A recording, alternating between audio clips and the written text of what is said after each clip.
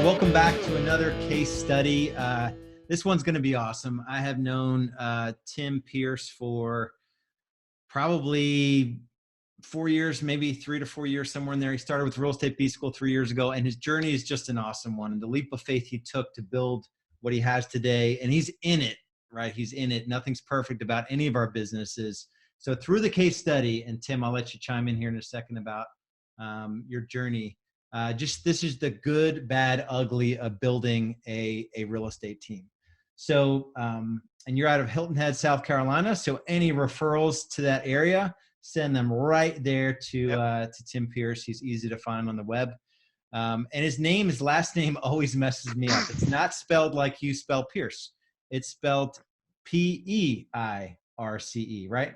It's I before E, except for me. Yeah. So there is no other Tim Peirce that spells his name P-E-I-R-C-E in Hilton Head that does real estate. So he's easy to find. So Tim, give us like not too much, like a minute or two on like what it was like when you got into Real Estate B School, the business partner, your vision for what you wanted was a little bit like kind of unpack that a little bit, because I think that'll kind of set the stage for, you did almost 100 transactions last year with a small team. So that's kind of the hook for all of this. If you want to go from leaving something comfortable to building a team and getting to 100 sides, which Tim, I'll say it's harder to get to 100 sides than it is to 200 sides. Yeah. So there's I remember you telling me that. I hope so. I hope so. So give us the backstory here. Okay. So the sort of thumbnail sketch of this is, I've been in the business for 17 years. I was a successful agent, solo agent. In 2007, I did 21 million in volume without an assistant, and just, I was grinding and I enjoyed it for a period of time. And then when the market crashed, I moved to a company and I joined that company, and we did very, very well there as well. But I sort of lost my identity as an agent, was sort of on a team essentially. But we did a lot of high-end business, but it was a really difficult time, really stressful. I got very, very sick. I got hospitalized. It was a pretty rough time for me. I came close to to potentially the end. And I wasn't totally transparent to me, but through that process, I started to evaluate my life a little bit, because I was a 7-day-a-week guy, just grinding away, and my attitude was you just get it done. You go to work and you get it done. And things sort of evolved at that company, and a guy that I got along with was a business-minded guy. We decided to partner up and move on to a different brokerage and form a team, quote unquote a team. It wasn't really a team. It was hey, let's put our numbers together. Let's help each other out. Let's share some marketing expense. And then as I continued to try and search for better ways to do things, I almost continued to just make things worse. So, we would bring agents on. We got a sync platform. We, were spending a bunch of money on generating leads that we had, zero accountability, and we didn't run a single P&L. We didn't know, our numbers, any of those things. So anyways, fast forward real quick. I sought out a number of different coaches, went through some bad coaches, identified, Real Estate B School, and just sort of, it was relatable to me. So I reached out to him. I went to my business partner at the time. I said, I think we should hire these guys. He really didn't want to. He wasn't really interested, but he sort of just appeased me. And so throughout that process, I learned that I wanted to build a business and he wanted to continue to be a salesperson, and wasn't interested in taking that leap of faith. And I did, with Lars's encouragement. Honestly, I don't think I would have made that jump without Lars talking to me, and talking me through it, because it was terrifying. Our team was doing, 150 transactions, about 55 million. I mean, I was making plenty of money, but I was still doing 20 million of the business, and my business partner was doing 20 million of the business. So Lars encouraged me to take a step out, and I definitely took several steps back. I was like, I was like standing with the fishbowl, like, who's coming with me? And nobody came with me. And it's just me. Like, I'm totally by myself. I took the sync platform because my old business partner didn't want it. I had all these leads coming in. I had no admin anymore. I had no salespeople.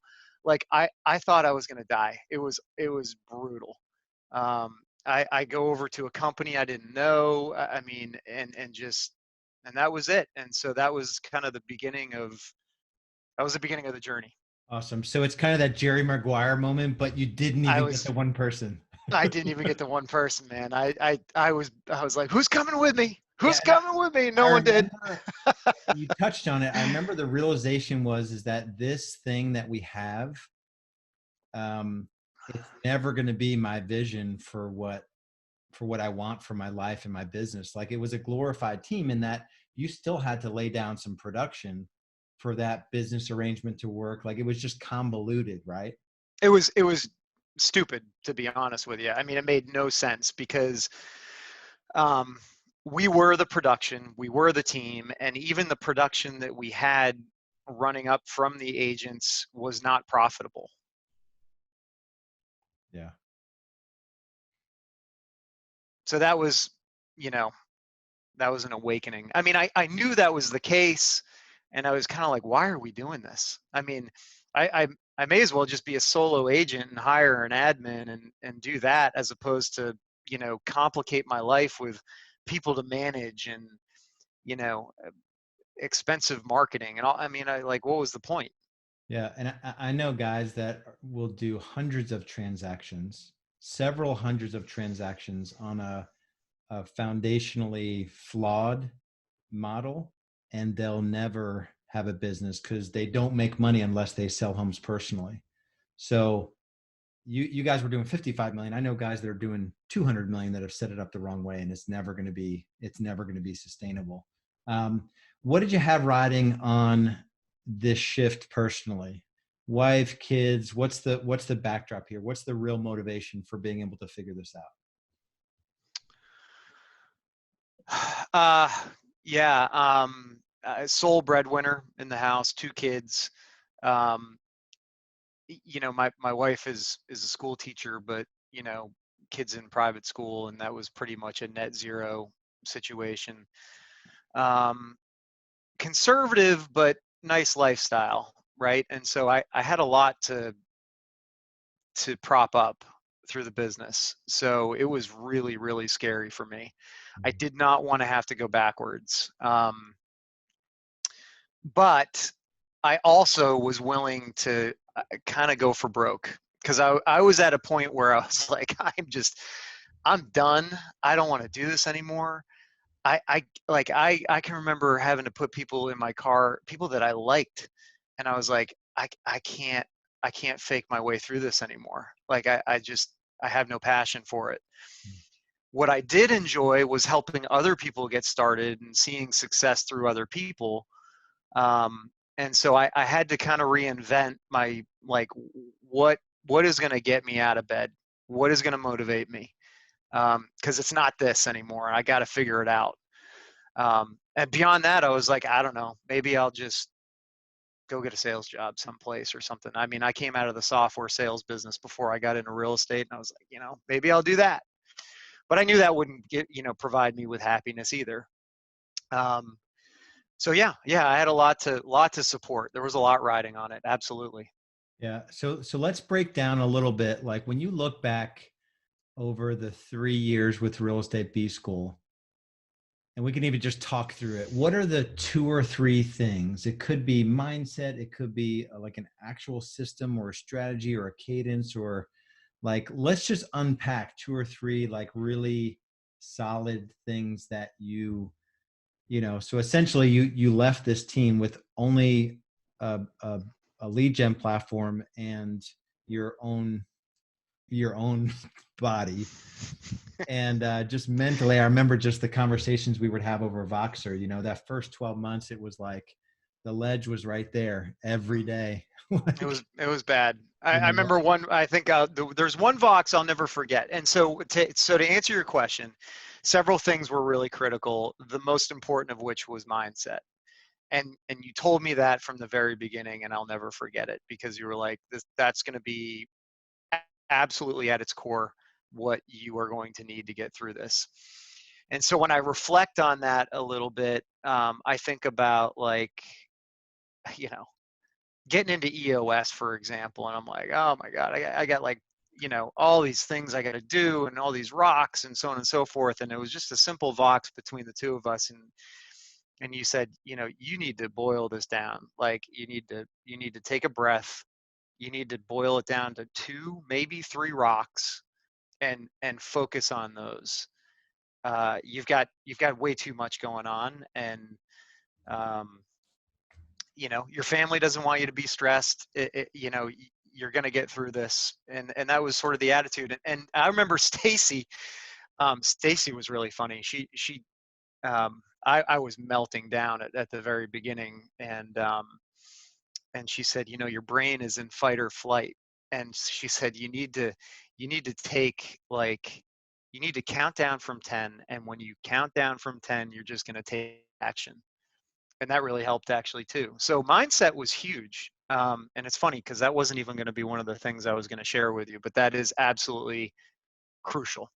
yeah. So here's a guy, 17 years in the business where, at some point you sort of fall out of love with a thing that you've mastered. And, so part of it is that you want to move on and build something different. But then also you couldn't do the 7 days. You can't, nobody should work 7 days a week. In real estate, traditional success in real estate sucks because it is 7 days a week, 100% of the time. And unless you make that shift to business ownership, you can't do it. Like you can't do it. So And one other thing about mindset too was the belief that you can build it, you can attract talent.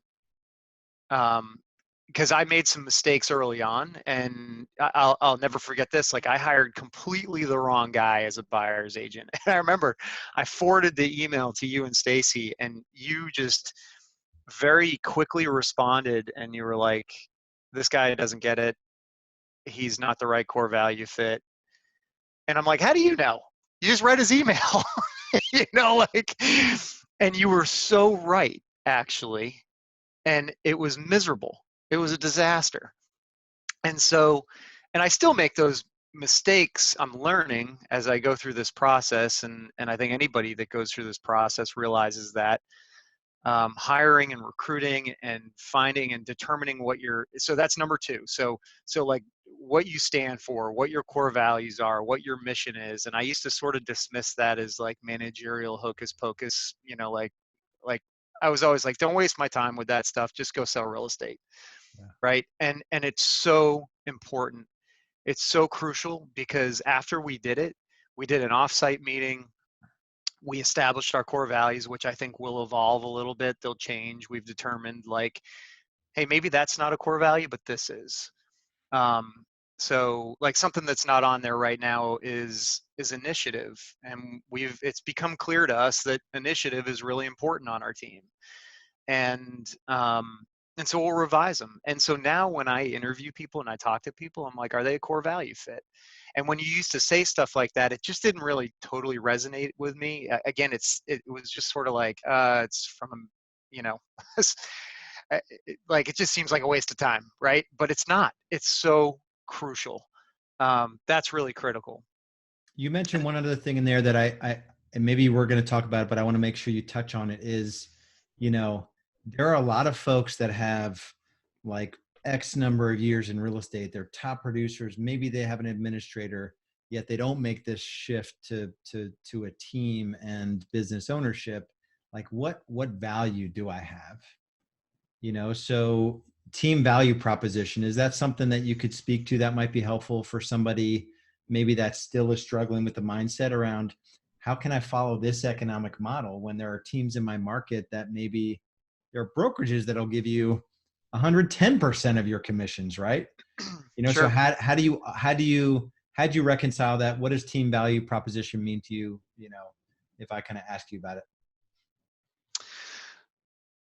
Well, I think the first thing is understanding and identifying the fact that like I have something of value to offer, and what is it?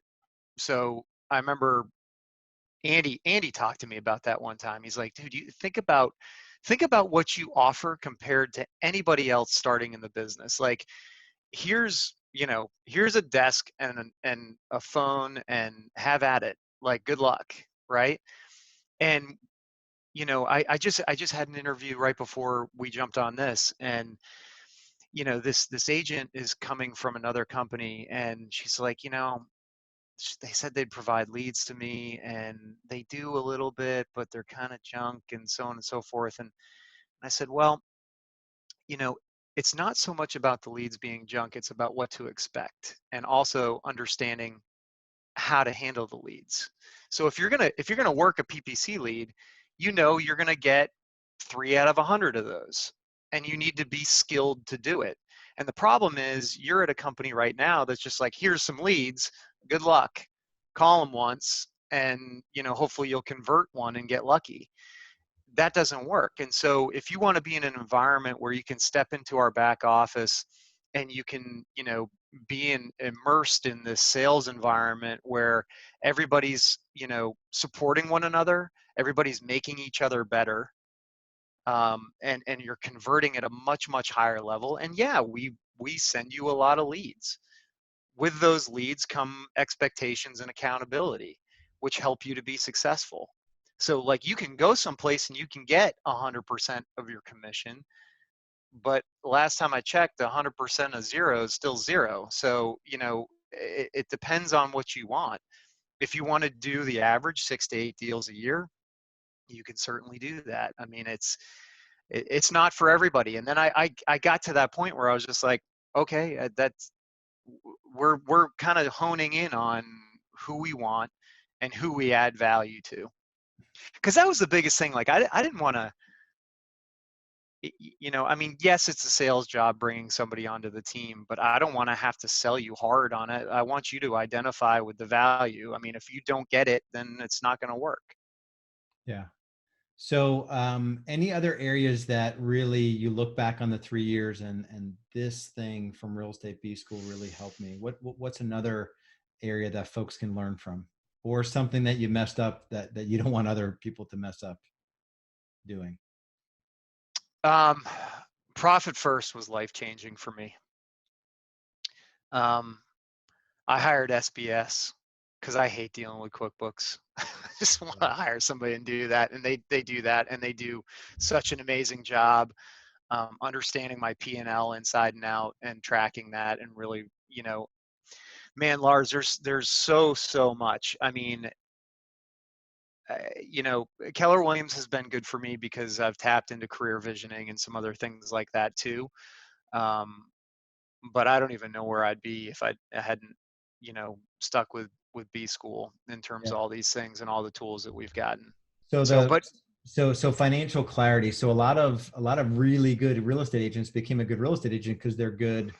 They've got a good network. They're good with people. They can generate referrals. But a lot of agents, especially when you make the shift to become a business owner, you don't have those skills because nobody's really taught you and you've never needed them. So generating books on a monthly basis, knowing how to read the financials, having a system in place to move money around so you have 100% clarity on all the effort you're putting in and what it means to you financially, right? So that SBS and profit first, that is just financial clarity. So scale of 1 to 10 before you put those things in place to after, what was the spread there? scale of 1 to 10 in terms Yeah, of, like you weren't doing any of those things before, and now you've got it all together. oh, yeah, yeah, no, I mean, so I know right now that I spend too much money on lead gen. I've known it for months. I'm okay with it because my margin is really, really high right now. But I also know I'm not spending enough in payroll.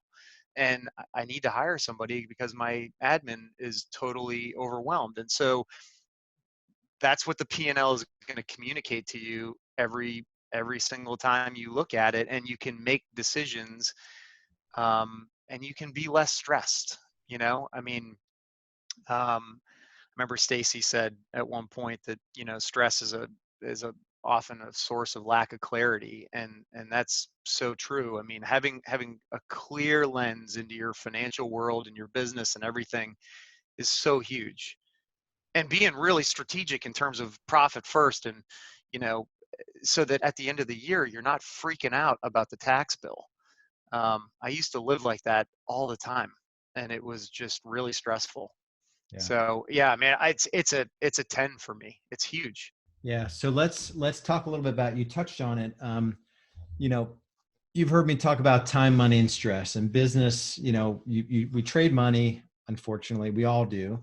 We put time, or we trade hours. We put time into things that will get us a return.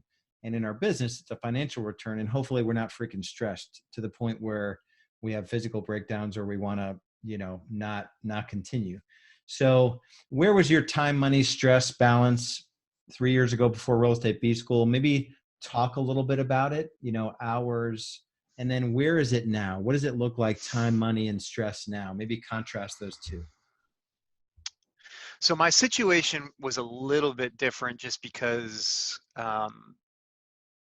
I did have a team, and although I gave a lot of that business away, like showings and things like that, I still gave that away. Um, I still put more hours in back then. I was still working weekends and things like that, but not as much as typical solo agent out there. Now, I mean, I never work a weekend. I pretty much will take a Friday afternoon off. Um, and now, one thing that's a little different for me is I was perfectly okay with really handing my business off to the team. Like, I wanted out of production. And I know that a lot of agents kind of, struggle to move out of that, and some really enjoy it and stay in it.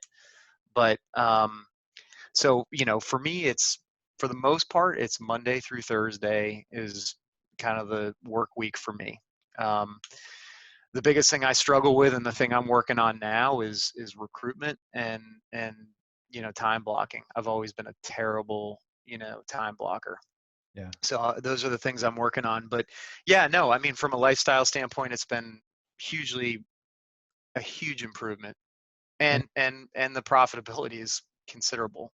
yeah. And how have you seen that translate into your personal life in terms of the stress you bring home, more time to do, how you getting the personal benefits from the business today? Oh, it's huge. I guess, although maybe I wasn't putting in, the 7 days a week when I had the previous team, my phone would never stop. And so if I was with my kids, I've taken so much of that off my plate now, particularly with implementing call routing service. You know, uh, just I have the ability to be present with my kids and my wife. Yeah. And I'll never forget us having that conversation. It's just being present is so critical. No matter what it is that you're doing, just be present. And I struggled with that. I mean, I was terrible at it. Like, I'd be anywhere, and I mean, I remember at one point when I was a solo agent, I left my kid's birthday party to go show real estate that was a last minute lead. Hmm. I mean, and makes me sick to my stomach to say that. And I Yeah. didn't even close that deal. So Yeah, we all have those stories. I live in a neighborhood now where I ruined a family vacation working on a deal that never closed. yeah. Now I get to run by that house, like, when I go running. So I'm constantly reminded of what our clients go through. I don't do any production anymore, but what our clients go through is that they're ruining their lives with this stupid business of real estate. So let me ask you, as we wrap up here, who who would you recommend real estate B school to, and why? So I'm a big believer that this is not for everybody. That if you've made a decision that you want to build a business that, for whatever motivating factor is in there for doing that, if you know that you want to do that, I have not discovered any other coaching system that actually coaches you how to build the business, and has put all the effort into it and made it a very, very simple process. So I would say, number one, the person that has made that decision to build a business. Number two, an agent that is reasonably productive and willing to invest a little bit of money to get the business off the ground. Because we are in a very low cost entry business and low barrier to entry. And when you're building a business, you typically have to invest some kind of money, and that was a stressful period for me, but it was needed. So you got to have a willingness to do that too, and you got to understand that it's possible. It's hard, but it's possible, and you got to kind of embrace the struggle a little bit. Enjoy the grind of it. And we're into our third year now, and I really feel like I feel strongly that we're going to continue to ascend and do very well. I mean, we've definitely, a lot of the people that thought, that told me this would never work here in this market, that you're going to fail. My old business partner, who I love to death, and still friends with him. But we've turned a lot of heads with our growth, and it's been fast growth in a 2-year period. Yeah, that's phenomenal. Yeah, and such a humble guy. I just appreciate you hanging in there. So from our perspective, some of these things aren't easy. Like it's what's a good, I can't think of a great analogy, but telling somebody, like helping someone get the confidence to do a thing that you see very clearly. Like, I'm just hoping that I'm not so attached to, like, if you have a hammer, you're going to look for nails, like when we're giving like life changing, either way, good or bad, life changing advice to people, we have a hammer. Our hammer is to teach people to build businesses that don't rely on them. And I'm praying that Tim Peirce was a nail. And it turned out he, in fact, was a nail. So like you said, it's not for everybody. Not everybody's a nail. Our hammer is to teach you how to go from, you said it, top producing agent, hopefully with an administrator. Ours was a different starting point. We coach a business owner and their main operator. We need them to have that little bit of leverage. So I just appreciate you hanging in there and taking our advice and just being open with us in the process and telling us your fears. A lot of people, when they have a fear, they tend to puff up a little bit and not be as vulnerable as you were. So that's just an awareness I had about you. The fact that you were vulnerable and you were able to tell us where you were at allowed us to come alongside you and really serve you. So there are folks out there that are grinning and bearing it, and their life is a living hell. And I just know that those top agents that are working 7 days a week and they're 12, 15 years in, we can help those folks if they just let down their barrier and let us in, so we can actually just trust that this process works. And so if that's you, I'll ask you for a final thought here in a second, Tim. If that's you, if you're at the point where the business, maybe you've fallen completely out of love with it and you're doing 15, 20, 25 million in production, or, you've got a thing running and it just gives you no freedom, where you have to sell all the homes or most of the homes to make even a little bit of margin. You have no financial tracking or cadence or accountability or any of that. Those are the folks we want to talk to. There's no hard sell into Real Estate B School. Just go to realestatebschool.com. And there's buttons to apply now, and you'll kind of read the criteria, people that we do really, really well with, the nails that we help really well. Tim, final thoughts. If somebody's listening, that kind of fits the the image of who we see for Real Estate B School, what advice would you give them? Well, I can just tell you for me, one thing that caused a lot of stress for me was feeling like I didn't measure up and comparing myself to others all the time, and it just it doesn't matter. We play in this game of like I'm number one or I did this in GCI or whatever, and you gotta block that stuff out, and you gotta just put your head down and do the work, and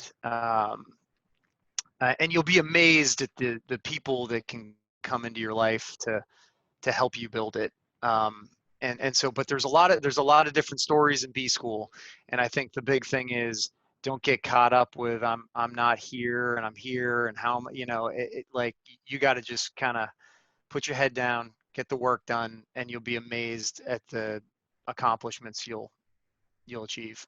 Yeah. Um, a business coach of mine outside of real estate, he showed a visual of, you know why those horses have blinders on? Like it's so they don't get to, they're running their own race. A horse, in order to win, the horse has to run their own race.